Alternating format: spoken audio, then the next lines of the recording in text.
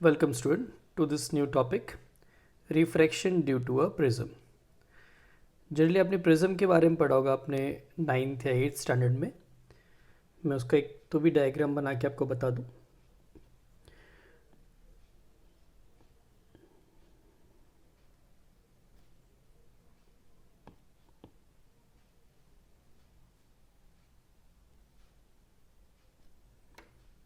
यहाँ पे ऐसे दो फेसेस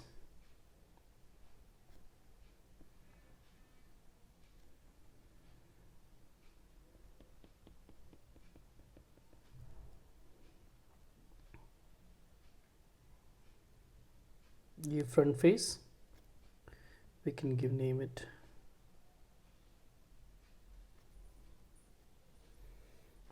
A, B, C.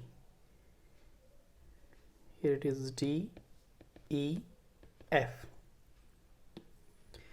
इसमें जो दो फेसेस हैं वो फुल्ली ट्रांसपेरेंट है, रफ सरफेस नहीं है. कौन कौन सी दो?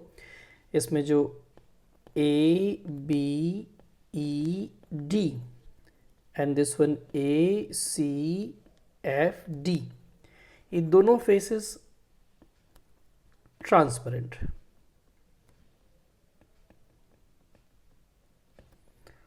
और यहाँ पे जो बेस में दिख रहा है आपको कौन सा, this B C F E, ये कैसा है? रफ सरफेस है ये कंप्लीटली. यहाँ पर दो जो सामने फेस दिख रहे हैं आपको, A B C and D E F, ये दोनों कैसे होते हैं? ट्रायंगुलर शेप में होते हैं. And this line A D, जो आपको लाइन ए डी दिख रही है, that line A D is called as refracting edge. अब अगर इसमें से ये front A B C triangle का मैं पिक्चर रखूं सामने और उसके ऊपर लाइट की रे को हम इंसिडेंट करते हैं और किस तरह से रिफ्रैक्शन होगा उसको समझते हैं, उसके ऊपर से कुछ बेसिक फॉर्मूले निकालते हैं. So let's start. तो हमने ये सामने फ्रंट जो ट्राइंगल ए बी सी है उसका पिक्चर ड्रॉ कर ले. ये इक्विलेटरल ट्राइंगल. अब इस इक्विलेटरल ट्राइंगल में दो फेसेस हैं. हम इस डायग्राम थोड़ा साइड में लें, यहाँ पे सारे टर्म्स भी लिख देंगे. See, so let us consider from here, ये ए बी सी, ये प्रिज्म का फ्रंट वाला दिखा ना ट्राइंगुलर शेप. यहाँ से इस एज पे, मतलब इस फेस ए बी पे हम एक रे ऑफ लाइट को इंसिडेंट करा रहे बेटा, यहाँ पर. करेक्ट. अगर ये लाइन हम जनरली देखें, अगर ये प्रिज्म नहीं होता तो ऑब्वियस यहाँ से आगे निकल जाता, पर प्रिज्म है आगे, इसलिए क्या होगा? इसका डेविएशन होगा. अब अगर ये डेविएशन है तो क्या करेगा? यहाँ से हम इसको डॉटेड कर दे,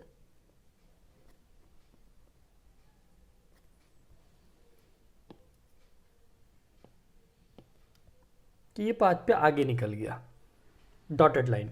तो यहाँ पर होगा क्या? ये एक्चुअल में यहाँ से क्या करेगा? डेविएट होगा. हम यहाँ पे एक नॉर्मल भी ड्रॉ कर लेते हैं. सी, एंगल ऑफ इंसिडेंट दिखाने के लिए यहाँ पर दिस वन इज 90 एग्जैक्टली.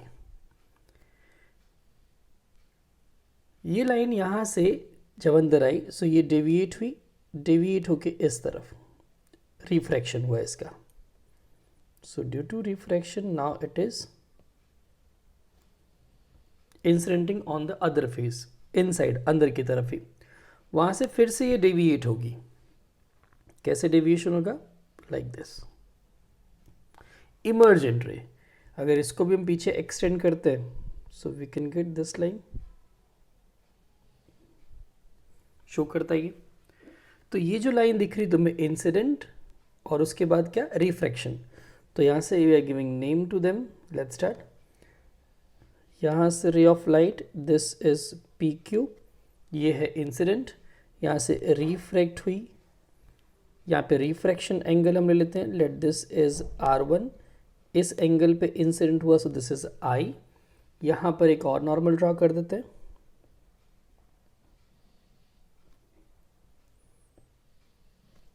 ये भी एंगल यहाँ पे 90 डिग्री बनेगा. I am giving name to this, it is R, और ये आउटसाइड आ गया, दिस इज एस. यहाँ पर जब ये इंसिडेंट होगा तो इसका इंसिडेंट एंगल हमने R2 ले लिया, और यहाँ से ये बाहर आ जाएगा, दिस एंगल इज E. अब यहाँ पर ये जो एंगल दिख रहा है आपको ऊपर, this is called as a prism angle. So giving name, सबका हम नाम देते हैं यहाँ पर. सबसे पहले the first one for the face A B. तो ए बी फेसेस के लिए क्या क्या है? सबसे पहले क्या, जो पी क्यू दिख रहा है आपको, so that is nothing but the incident ray. Correct. This I, जो एंगल आई दिख रहा है, that is angle of incidence. ये R1 जो दिख रहा है आपको, दिस R1 इज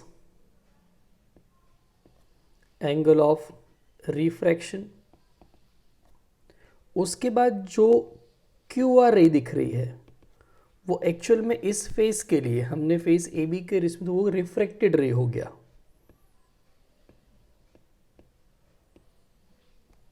अब अगर हम सेकेंड फेस की बात करें, कौन सा फेस?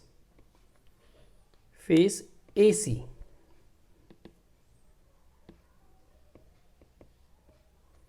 फेस ए सी में दिस क्यू आर, अब ये क्यू आर क्या हो जाएगा? इंसिडेंट हो जाएगा,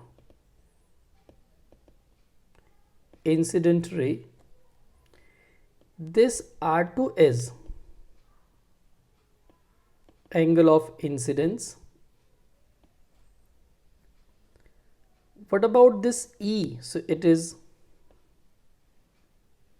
angle of emergent, बाहर आ गया. And what about this ray RS? So finally it is the emergent ray. तो ये completely हमने इस फेस ए बी से रे ऑफ लाइट इंसिडेंट हुई, और जब बाहर निकली उस कंडीशन को हमने शो किया. यहाँ पे एडिशनली जो दिख रहा है आपको, what about that a particular, हम ए को प्रिज्म एंगल बोल सकते हैं बेटा. इट इज प्रिज्म एंगल, क्योंकि दोनों फेसेस, दोनों रिफ्लेक्टिंग फेसेस एक दूसरे को जिस एंगल पे इंटरसेक्ट करे, that is called as a prism angle. यहाँ पर जो ये रे ऑफ लाइट जो डेविएशन दिखा रहा है, this one, this delta is the angle of deviation.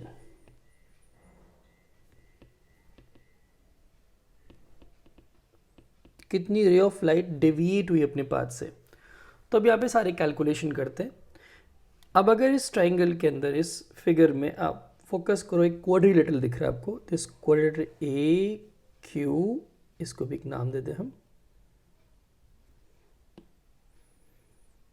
So giving name to that, let this is N and this is M. तो वापस इस क्वाड्रिलेटरल को देखें, this is A Q N R A.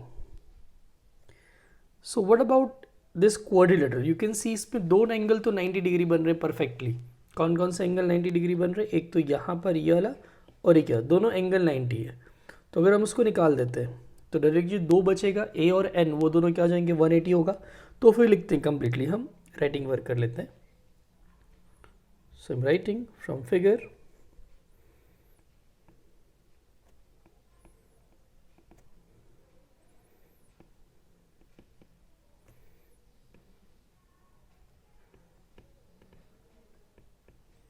in the quadrilateral AQNR, you can see this AQNR.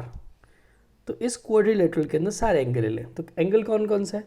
एक तो ये AQAR है, फिर ये AQN है, ARN है, और QNR है. सबको ऐड कर देंगे.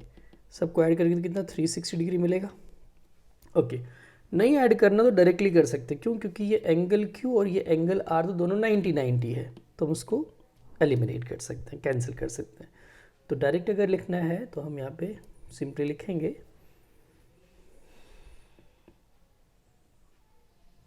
Angle at points Q and R R 90-90, सब 90-90 है। तो सिंपली क्या हो जाएगा, the angle of prism A and that angle Q N R, इन दोनों का एडिशन 180 डिग्री होगा। तो हमने ये दोनों एंगल को चूज कर लिया। कौन कौन सा दोनों एंगल लिया, यू कैन सी हियर, एक तो ये एंगल एन और एक ये एंगल ए, इन दोनों का एडिशन 180। रीज़न क्या है, क्योंकि इसका और इसका तो 90-90 है ही, तो क्वाड्रिलेटरल के सारे एंगल का एडिशन 360 होना चाहिए। अगर इसमें से दो हमने 90-90 निकाल दी तो कितना बचेगा, जो भी बच रहा है उन दोनों का ऐड करेंगे, then you will get the 80 value, 180 sorry. तो ये इक्वेशन हो गया। ओके, अब एक ट्राइंगल भी वहाँ दिख रहा है। कौन सा ट्राइंगल, क्यू एन आर, देख लो आप। अगर मैं इस ट्राइंगल पे फोकस करूं, दिस वन, क्यू यहाँ से आए आर एन, मतलब ये क्यू एन आर एंगल अगर देखें ट्राइंगल को। सो नाउ फ्रॉम फिगर,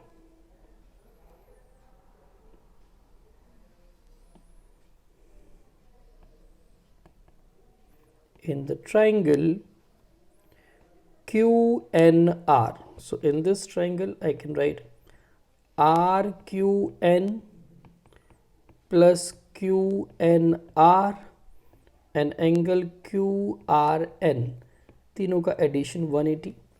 अब हमको मालूम है RQN मतलब एंगल Q और एंगल कौन सा, R। यू कैन सी इस ट्राइंगल में तो Q के पास कितना एंगल है, इट इज़ R1, और R के पास कितना एंगल है, इट इज़ R2। तो डायरेक्टली वहाँ पर R1 R2 लिख सकते हैं। So here I can right R1, this angle QNR plus R2 is equals to 180, equation number 2. So from equation 1 and 2 I can write it as angle A plus QNR is equals to, it is R1 angle QNR plus R2. Now this can be cancelled, ये QNR cancel हो गया दोनों side.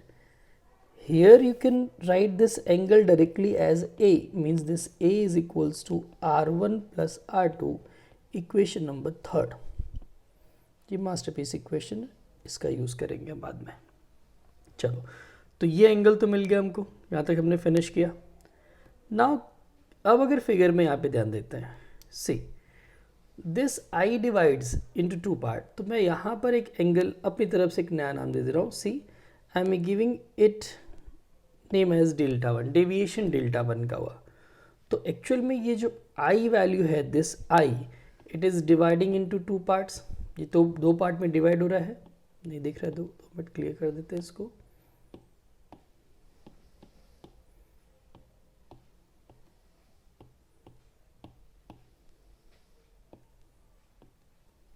Okay, now you can focus here.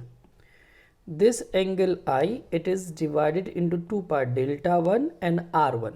delta 1 को हमने deviation लिया at a point Q, और similarly यहाँ पर भी ये हो रहा है, you can see here. So at this पॉइंट दिस E एक्चुअली R2, तो यहाँ पर भी एक नाम दे देंगे, I am giving name it as delta 2, मतलब R पॉइंट पे डेविएशन डेल्टा 2। तो यहाँ पर I is delta 1 R1 and E it is delta 2 R2. So we can write it as here. So from figure,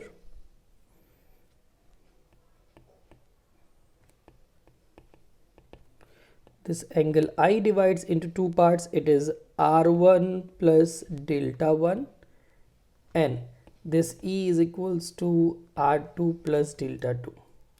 suppose मैं यहाँ से delta 1 और delta 2 को सब्जेक्ट लूँ, so it is I R1 and here delta 2 is equals to E minus R2, correct. What is delta 1 delta 2, दोनों deviation है, एक first point पे था P पे और दूसरा कहाँ पे था, QR पे था, एक Q पे सॉरी और एक R पे। तो ये Q और R पे दो बार डेविएशन मतलब टोटल डेविएशन। अगर मैं इस ट्राइंगल को फोकस करूँ तो इसका एक्सटीरियर एंगल डेल्टा है, किस ट्राइंगल का, MQR का exterior angle delta, and this is nothing but the addition of delta 1 and delta 2। So we can write here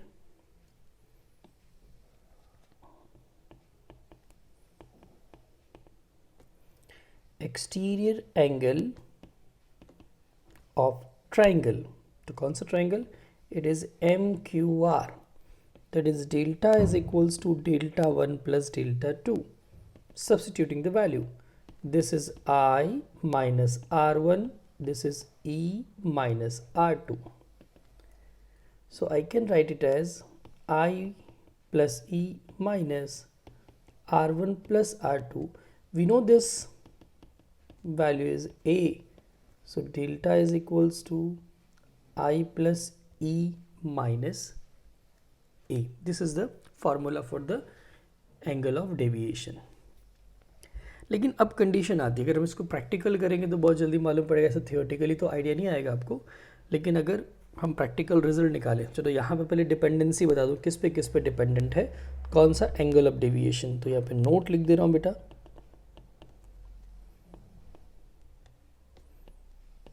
angle of deviation depends on, तो किस पे? First of all angle of the prism, चलो ए पे dependent हुआ। Second किस पे dependent है? It is depending on angle of incidence. Third number किस पे डिपेंड है? मटीरियल पे, material of the prism. And the last one, the fourth one, हम फोर्थ लिख सकते हैं, it is wavelength, wavelength of the light, जो लाइट का वेवलेंथ है उस पर भी डिपेंडेंट करेगा, राइट ना। चलिए लेट्स स्टार्ट नाउ। अब एक्चुअली में कुछ प्रैक्टिकल रिजल्ट मिलते हैं, हम उस पर डिस्कस कर लें। कैसे? एंगल ऑफ डेविएशन जो है वो और इंसिडेंट एंगल के बीच में एक ग्राफ बनाते हैं, प्रैक्टिकल रिजल्ट है ये, राइट ना। कैसे? This axis it is angle of deviation, this is angle of incidence.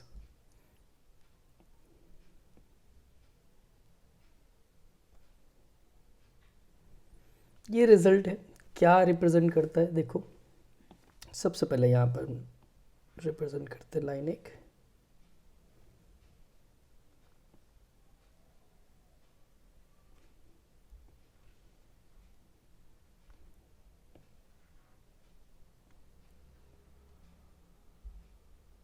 सी, जो यहाँ पर पॉइंट है दिस इज आई, ये एंगल ऑफ इंसिडेंट इंक्रीज कर रहा हूँ।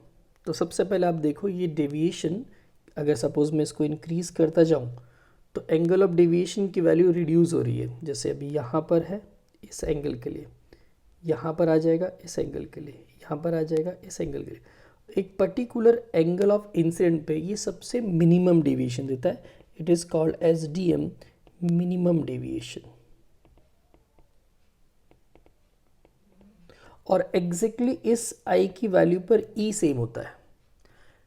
बट अगर मैं इस पर्टिकुलर आई की, इसको मैं डैश कर दूं और ई डैश, अगर बड़े डेविएशंस मिल रहे हैं तो समझ लेना आई और ई दोनों डिफर होगा, पर मिनिमम डेविएशन पे आई और ई की दोनों वैल्यू सेम मिलती है। एक्सपेरिमेंटल रिजल्ट, हम एक्सपेरिमेंट करेंगे तो आइडिया है, कोई डेरिवेशन से उसको नहीं निकाल सकते। तो इस कॉन्सेप्ट को अगर लेके चले, means when I becomes equals to E, at that time deviation becomes minimum.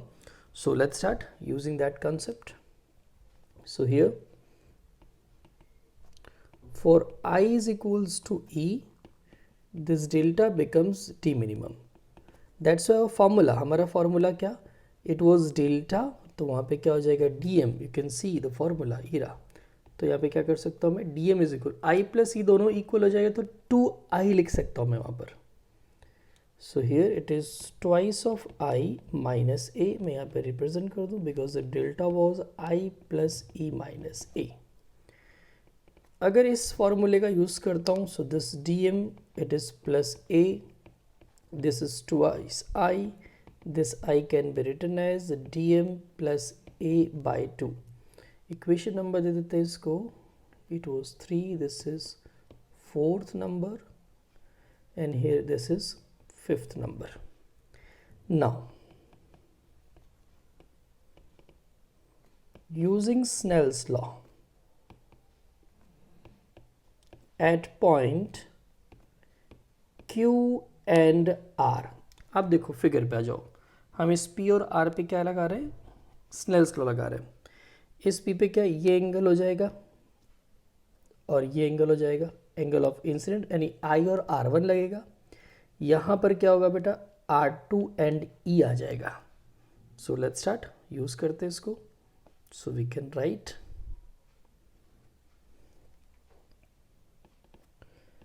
N1 it is sine I and here it is N2 it is sine R1, equation number 6, and N2 sine R2. why N2 sine R2 समझ देना. अब रे of light इस R पर आए, ये अंदर का मटेरियल N2 रिफ्रैक्टिव इंडेक्स, बाहर N1, ये N1, ये N1 से N2 में आया, पहले N1 से N2 में आया और N2 से N1 में जा रहा है. तो यहाँ पर क्या हो गया, I इंसिडेंट और R रिफ्रैक्टेड, तो यहाँ पे क्या होगा, R2 incident and E refracted हो जाएगा. So here it will be N1 sin E, but मालूम है आपको दिस E और I दोनों इक्वल है, so I can write N1 sin I. This is equation number 7. I am representing that I and E equal. तो आप notice कर सकते हो यहाँ पर ये इक्वल आ गया, दिस वैल्यू इक्वेशन देखो यहाँ, तो आप इसको देख सकते हो इन दोनों को, तो दोनों सेम हो गए, दोनों में N1 sin I दोनों में सिमिलर है, तो दोनों को हम कंपेयर कर देते हैं. So from 6 and 7 just use, चलो यूज़ कर लेते हैं इन दोनों का. तो 6 and 7 का यूज़ करेंगे तो क्या हो जाएगा, this N1 sin I is nothing but N2 sin R1 and this will be equals to N2 sin R2. so obvious, आप इन दोनों पे फोकस करो, सब सिमिलर है, means obvious this R1 is equals to R2. ये equation number 8 हो गया. सो जो हमने फाइंड किया था दिस R1 प्लस R2, तो वहाँ पे मैं R1 प्लस R1 लिख सकता हूँ because of from equation number 8 only. Mean this A can be written as twice of R1. तो मैं R1 को सब्जेक्ट लूँ बेटा, तो क्या हो जाएगा, दिस इज A/2. चलो, तो ये भी अपने पास एक यूनिक इक्वेशन है. This is equation number 9. अब आप इन दोनों इक्वेशन का यूज़ करो. एक तो ये जो 9th नंबर का मिला R1 वैल्यू और जो ये I वैल्यू मिली, इन सब का यूज़ अगर मैं 6 नंबर के इक्वेशन में कर लूँ तो N1 sin I ऊपर से मिल जाएगा, N2 sin R1 नीचे से मिल जाएगा. So let's start. तो इक्वेशन क्या हो जाएगा, from equation number 5, 6 and 9. 6 number की इक्वेशन में N1 sin I है, पर I को हमने क्या प्रूफ किया, it is dm plus A/2, dm plus A/2. यहाँ पर N2 sin R1 है, but this R1 is proved A/2.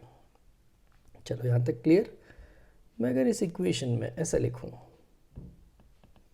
sin dm plus A/2 by sin A/2 is equals to N2 by N1, ये होगा N21.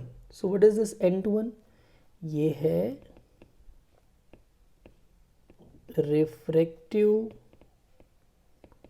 Index of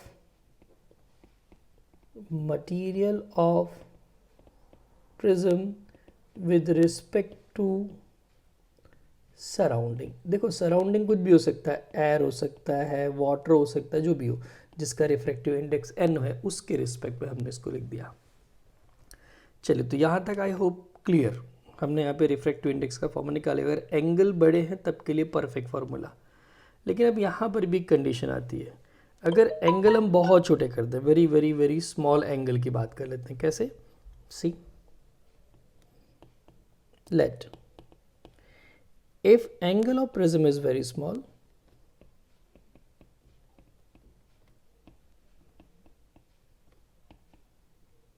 very small इसका मतलब क्या हो गया, that means it is called as a thin lens, sorry thin prism,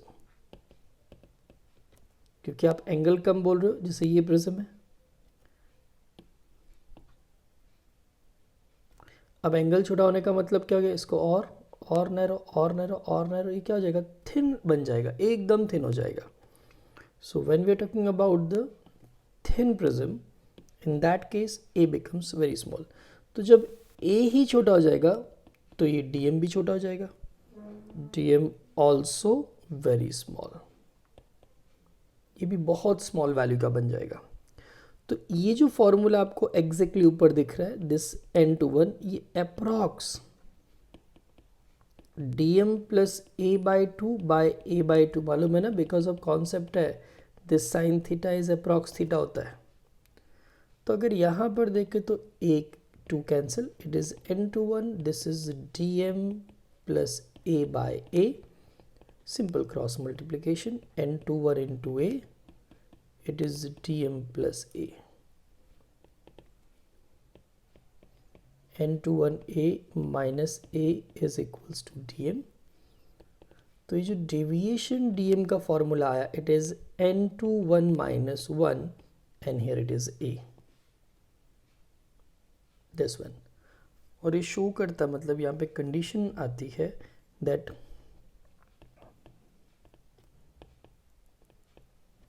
thin prism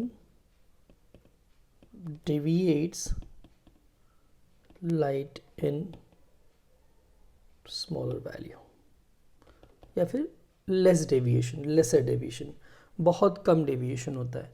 so this is the theory, deviation of light due to the prism. It's over.